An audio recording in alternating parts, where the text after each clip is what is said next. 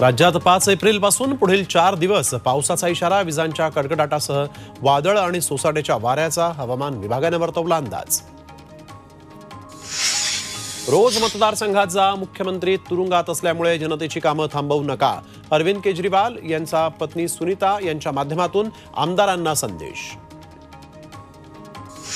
सोनिया गांधींनी घेतली राज्यसभा सदस्यत्वाची शपथ, गांधी कुटुंबाचं पारंपरिक मतदारसंघ असलेल्या अमेठी रायबरेलीसाठी उमेदवाराची मात्र अद्याप घोषणा नाही।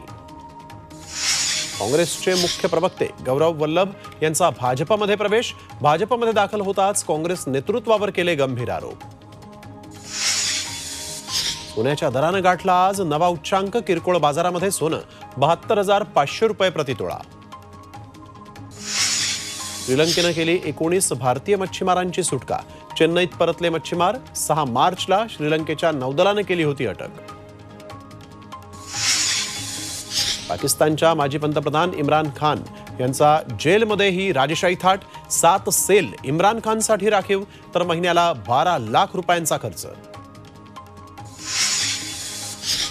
तैवान पाठोपाठ जपानमध्येही भूकंप, 6.3 रिश्टर स्केलच्या धक्क्यानं हादरला जपानचा पूर्व किनारा, किनारपट्टी भागामध्ये सुनामीचा इशारा।